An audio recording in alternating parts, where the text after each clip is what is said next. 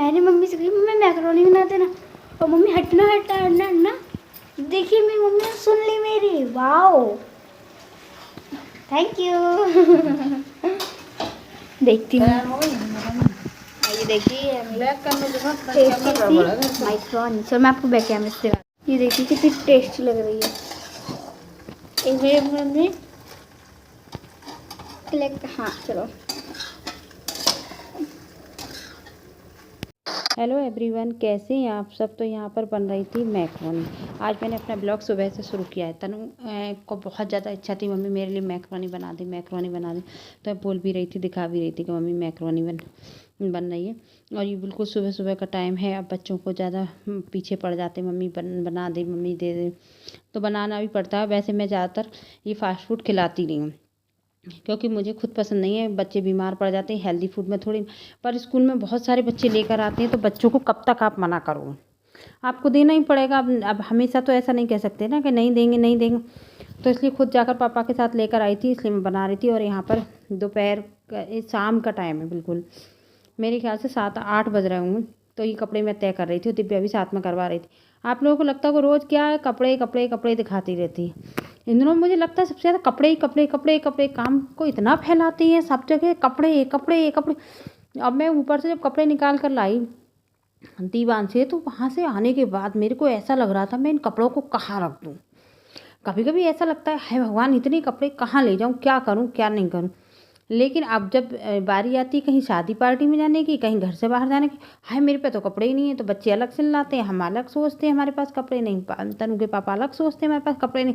तब किसी के पास कपड़े नहीं होते। जब तय करने की बारी आती है, धुलने की बारी आती है, रखने की बारी आती, तो लगता है घर में कुछ और है या नहीं है, लेकिन कपड़े बहुत हैं जो उनको इस तरीके से समेटना पड़ता है। फिर मैं तय करती जा रही थी, दिव्या को देती जाती, बेटा लगा दे लगा दे, तो बच्चे लगा देते। अब ये कपड़े मैंने दीवान से निकाले थे। अब हमारे घर कोई भी, चाहे मैं धो के रखती हूँ कपड़े हमेशा, लेकिन जब निकालते हैं हम लोग तो हम लोग दोबारा धोते हैं, क्योंकि इन लोगों को वो पसंद नहीं आते। उनमें थोड़ी बहुत जो स्मेल आ जाती है रखने वाली, वो इन लोगों को पसंद नहीं है। तो मैं हर बार, ऐसा नहीं है कि मैं धूप लगा के काम चला दूँ, तो मुझे हर बार मशीन से धोती हूँ। अब तो पहले हाथ से धोती थी, तो भी मुझे कपड़े धोने ही पड़ते, क्योंकि जब ये लोग पहनते नहीं तो मुझे तो फिर धोने ही पड़ेंगे, अब हाथ से हो या मशीन से। तो इस तरीके से लगातार ये काम चल रहा था। और मैंने फ़ोन लगा दिया था ट्राइपॉड पे, तो ज़्यादा मतलब एकदम चेहरे क्लियर नहीं हो पाए, मैंने रख दिया था और काम करती जा रही थी। एकदम से सारे निपटा दिए। तनु मुझे दिव्या ईशू को दे रही थी कि कपड़े तू अपनी अलमारी में खुद लगाए। हालांकि वो लगा भी देती है, पर ये लोग उसको उसकी एज से ज़्यादा बड़ा मानते हैं। उसको दे देंगे, ईशू को लगाया, इसको ईशू इसको करेगा। लगता है जब वीडियो में देखो बहुत जल्दी काम निपट गया, पर बहुत जल्दी कुछ नहीं निपटता। ये तो हम हाउसवाइफ जानती है कि बहुत जल्दी तो काम निपटने में आता ही नहीं है। आप उसको कितना ही कोशिश कर लो, लगता है निपटेगा ही नहीं, निपटेगा ही नहीं, सुबह शाम तक। और सबसे ज़्यादा तो इन कपड़ों का काम होता है। अब क्या कर सकते हैं। अब वैसे भी बहुत ज़्यादा मेरी आज समझ लो वीडियो में पूरे में लगभग मुश्किल से ही आप लोगों से बात हो पाई, क्योंकि इतना बिजी शेड्यूल चल रहा है इस समय। सर्दियों में तो बहुत ज़्यादा चलता है, तो कुछ कर ही नहीं सकते। और इधर मैंने उधर सब्जी को रख दिया था, काट दिया था मतलब, तो सब काम उधर कहीं कुछ चल रहा है, उधर कहीं कुछ चल रहा है। और यहाँ पर तनु कर रही है पढ़ाई, उसका सोशल का और इंग्लिश का पेपर है। दोनों ही पेपर बहुत टफ है, तो वो थोड़ा सा यूट्यूब से समझ रही थी। सोशल तो मुझे भी पढ़ाने में बहुत दिक्कत होती है, तो वो मेहनत कर रही थी बेचारी, पढ़ रही थी, लगी हुई थी। नहीं आ रही ना समझ।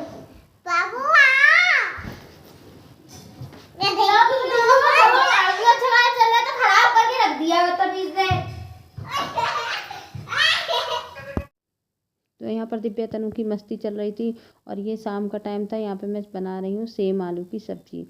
सब्जी मैंने पहले ही काट के रख दी थी, फिर इसको सब्जी को बना रही थी। अब आपको लग रहा होगा कि इतनी सारी सब्जी, तो एक तो मेरे घर पे सब्जी खाई भी ज़्यादा जाती है, और दूसरी बात ये है कि मैं ये सब्जी फिर सुबह नाश्ते में भी चलाने वाली होती हूँ। अब इतनी जल्दी सुबह कोचिंग पढ़ाना, बच्चों को मतलब नाश्ता बना के देना और सब्जी बनाना, तो बहुत देर हो जाएगी, फिर मुश्किल हो जाएगी, क्योंकि सब अलग अलग टाइम से जाते हैं। तनु जाती है 7:30 पे, ईशू जाती है 8:30 पे, पापा जाते हैं इनके 9:30 पे। तो फिर मेरे लिए सबको अलग अलग वो करना और कोचिंग पढ़ाना बहुत मुश्किल हो जाता है।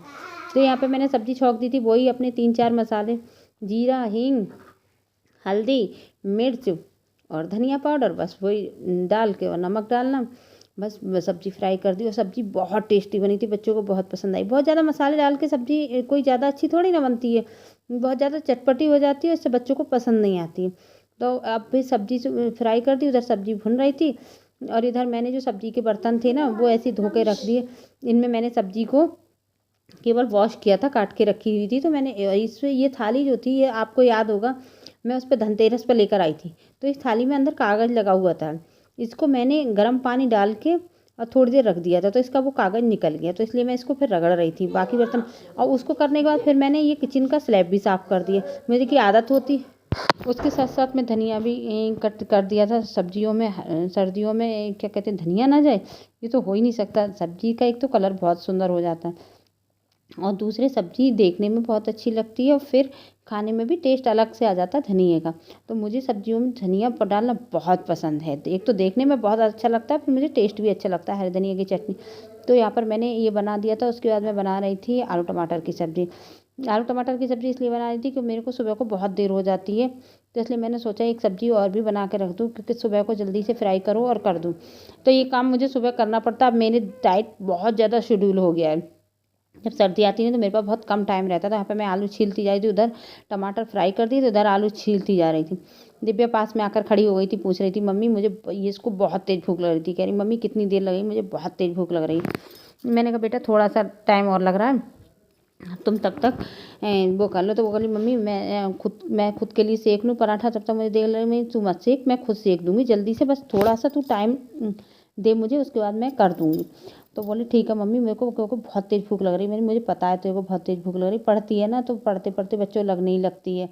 तो इसलिए मैं फिर उसमें मैंने कहा आलू छोंक दूँगी, उधर आलू टमाटर बनेंगे, उधर से मैं रोटी सेकना शुरू कर दूँगी। अब आज ये समझ लीजिए पूरा वीडियो ऐसे ही बन गया, 1 सेकंड को भी बात करने का टाइम नहीं मिला। तो काम करती है ना, ट्राइपॉड पर बच्चों से वीडियो लगवा लिया, तनु दिव्या से सामान मांगती जा रही थी, वो उठा के देती जा रही थी और मैं काम करती जा रही थी। अब किस किस को ऐसा टाइट शेड्यूल हो गया है इस समय सर्दियों में, सभी का हो गया होगा मेरे ख्याल से। और सुबह सुबह तो ऐसा लगता है कि जैसे बस रेलगाड़ी छूटी जा रही है, छूटी जा रही है, छूटी जा। मेरा किचन थोड़ा सा छोटा है, तो मैं सामान को हैंड टू हैंड उठा के रखती जाती हूँ। मैं ये नहीं सोचती हूँ कि सामान एक संग उठा के रखूँगी, क्योंकि फिर मुझे को वो लगता है। तो मेरे किचन में 2-2 3-3 कपड़े रहते हैं स्लैब पहुँचने वाले, 2 कपड़े रहते हैं मेरे सूखे हुए, और वो सूखे हुए कपड़े रहते हैं इसलिए कि मैं उनसे फिर जो वैसा होता है सूखा स्लैब बिल्कुल सुखाने को, तब मैं कर लेती हूँ। तो यहाँ पे मैंने स्लैब व्लैब साफ़ कर दिया था, क्योंकि मुझे लग रहा था बच्चों को बहुत तेज़ भूख लग रही है, तो इसलिए। और उसको तनु को भी बहुत तेज़ भूख लग रही थी। फिर तनु ने तो थोड़ी सी मठरी रखी थी, वो खा ली थी। मैंने कहा बेटा किचन में थोड़ा बहुत अटरम सटरम रखा है, उसको खा लो, नहीं तो अब इतनी जल्दी तो हो भी नहीं पाएगा। फिर मैं धीरे धीरे कर रही हूँ, लेकिन मैंने फिर तवा चढ़ा दिया था जल्दी से। मैंने कहा उधर टमाटर आलू चुकेंगे और इधर, और फिर मैंने रोटी सेक दी थी। और इधर ये बच्चे मेरे बैठ गए थे। हम सब लोग ज़मीन पर बैठ कर ही खाना खाते हैं, क्योंकि बेड पे बैठ के तो खाना खाना ही नहीं चाहिए, वास्तुशास्त्र के हिसाब से गलत होता है। और डाइनिंग टेबल पे इसलिए नहीं खाते कि पेट गड़बड़ रहता है। अगर ज़मीन पे बैठ के आप खा रहे हैं तो आपके घुटने वगैरह सब सही रहते हैं। वैसे तो ये भी उस पर बैठ के खाते हैं, लेकिन अभी न्यूज़ देख रहे थे तो इसलिए इन्होंने उस पर बैठ के खाना खा लिया, वरना अदरवाइज़ ये भी नीचे बैठ के खाते हैं। हमारे सब लोग नीचे बैठ के खाना खाते हैं, और ये आप लोगों को भी कोशिश करनी चाहिए, क्योंकि पहले के लोग नीचे बैठ के खाना खाते थे, ना पैरों में दर्द होता था, ना घुटने ख़राब होते थे, कोई दिक्कत नहीं होती थी। अब क्या है, हम लोगों को आदत पड़ गई डाइनिंग टेबल पर खाना खाने की। हर काम रसोई में खड़े होकर होता है, खाना भी हम लोग खड़े होकर खा रहे हैं, तो सबके घुटने ख़राब हैं, सबके पेट ख़राब हैं, सबको प्रॉब्लम्स हो रही हैं। ये क्यों हो रही हैं? क्योंकि हमारे खान पान का, हमारे तरीक़ों का, हमारी लाइफ स्टाइल का ही तो असर है जो हम पर पड़ रहा है। अदरवाइज़ तो ऐसा कुछ भी नहीं था। पहले के लोग भी तो ऐसे ही रहते थे, लेकिन पहले की महिलाएं रसोई में बैठ के खाना बनाती तो वो करती थी। लेकिन अब हम उतना पीछे भी नहीं जा सकते, लाइफ को कितना पीछे ले जाकर हम बैठ के खाना बनाएं, ये भी हमारे बस की बात नहीं है। लेकिन हम इतना तो कर ही सकते हैं कि अपना खाना खाने का जो शेड्यूल है वो, और दूसरी फैमिली टाइम बन जाता है। तो हमारे बच्चे बैठ के पापा के साथ खाना भी खा रहे थे और ये अपना काम कंटिन्यू रखे।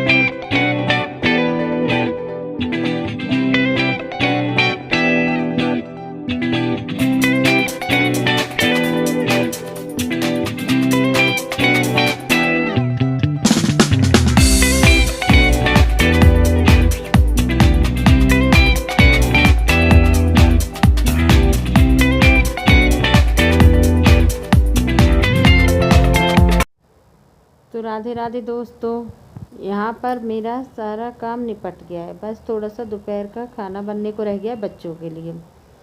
और वो खाना मैं अभी खिचड़ी वगैरह देखती हूँ, खिचड़ी खाएंगे क्या खाएंगे वो मैं अभी रसोई में जाकर देखती हूँ। सुबह का नाश्ता दे दिया, टिफ़िन दे दिया, बच्चे खा पी के स्कूल के लिए चले गए।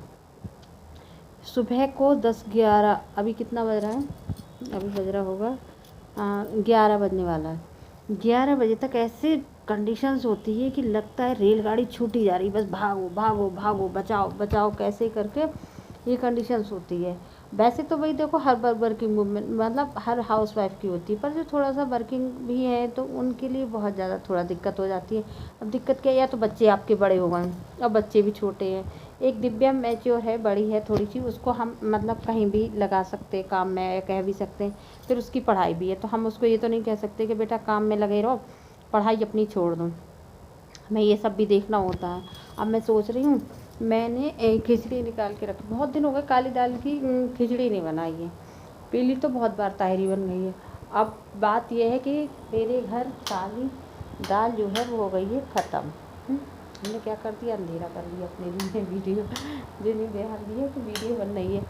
तो मतलब काली दाल की खिचड़ी तो मेरा मन है, लेकिन इतना सब काम करने के बाद भी लोगों को ये लगता है कि हाउसवाइफ करती क्या है। तो भैया देखो, अब जो लोग वर्किंग वूमेन होती वो अपने काम को आगे पीछे एडजस्ट करती हैं और थोड़ा बहुत ऐसा कर, और जो हाउसवाइफ होती है जब वो घर में होती नहीं तो चुटर पुटर काम फैलता रहता है, तो वो थोड़ा थोड़ा समेटती रहती है कि लाओ ये डिब्बा पोंछ दे, ये अलमारी सही कर दें, बाथरूम धो दें, ये धो दें।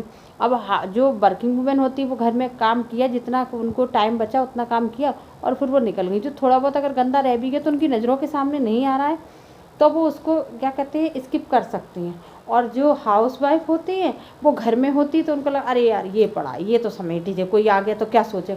अब जो वर्किंग वूमेन होती वो घर में होती नहीं तो कोई आता भी नहीं है, तो उनका घर कैसे भी रहे। और जो हाउसवाइफ होती है जब वो घर में होती सबको पता है वो घर में है तो सब आ जाते हैं। अब पता नहीं कोई आ भी जाए, कुछ हो भी जाए।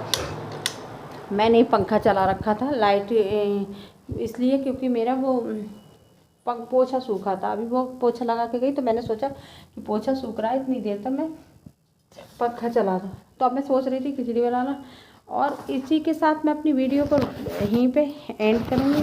अगर आपको मेरी वीडियो अच्छी लगती है तो आप मेरी वीडियो को लाइक करिए, चैनल को सब्सक्राइब करिए। देख सकते हैं आप काली दाल की खिचड़ी बन रही है। और अब हम इस वीडियो को यहीं पर रोकेंगे, अगली वीडियो को इसी के से आगे को बनाएंगे। और जैसी भी है आप देख लिया करिए, सपोर्ट कर दीजिए जो भी है। अगली वीडियो में मिलते, तब तक के लिए बाय बाय।